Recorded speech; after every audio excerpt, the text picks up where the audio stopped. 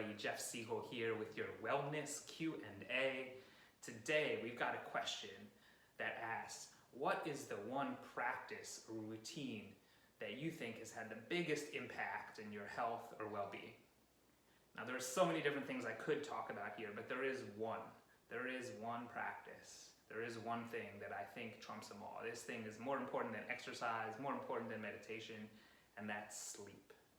Getting consistent, regular, high-quality sleep.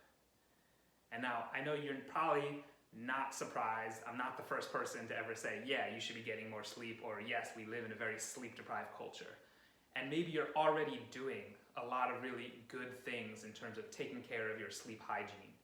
Things like making sure that your room is really dark and free of different sort of lights, trying to make your room a little bit cooler at night, trying to minimize the amount of screen time that you have before you go to bed, not only to prevent a lot of that backlit light from disrupting your circadian rhythms, but also to help kind of limit the emotional arousal that happens from watching a lot of shows and engaging in a lot of media before you go to sleep. And so those are all really important practices. However, there is one other thing that I think is really important that so many people miss, and this doesn't have to do with your bed or your bedroom. All right, this has to do with what happens before you even go to bed. Do you have a powering down nighttime practice, a routine that helps you digest and express the stress that you've accumulated during the day? Because guess what? If you just jump into bed, you are bringing all that stress emotionally, physically, and mentally with you into bed.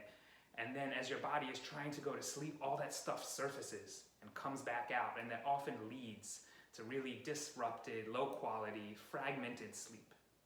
So if you take a little bit of time before you get into bed to actually come back and give yourself a little bit of space to feel whatever needs to be felt, to relax, to let go of that tension before you go into your bed, it's going to lead to so much better sleep for you. And a lot of this comes from the book Burnout, where they talk about completing the stress cycle.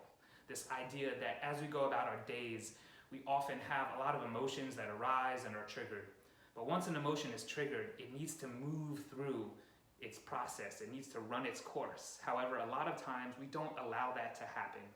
We kind of hit the pause button, either because maybe it's not appropriate in that situation to really get into that feeling, or maybe because the emotion itself is a little bit too overwhelming, so we don't want to deal with it. The challenge is when we bottle it all up, all right, it just starts circulating and it starts ruminating and it just lingers in our body, in our tissues.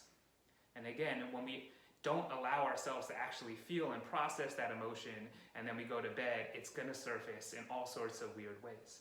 So I think one of the best routines that you can have is to give yourself that time and space before you go to bed to complete that stress cycle, to let go of the tension, to let go of the emotional baggage, and so that you can enter into your bed from a much more restful place. So a few ideas on how to do that. I recommend just really gentle stretching or mindful movement, some deep breaths to help stimulate that parasympathetic relaxation response in your body. Right? And if you have a partner, somebody that you can give a nice big hug with, cuddle up against them, and just allow your body to feel safe and relaxed for a moment. And all of these things can do wonders to help let all of that emotional stuff run its course and release. So try this out, and I recommend that if you do this consistently, you're going to improve the quality of your sleep. And if you improve the quality of your sleep, all right, it's going to improve every other facet of your well-being. So that's my one tip for you today. This is Jeff Siegel. Until next time, breathe, smile, and just step onward to whatever is most important for you.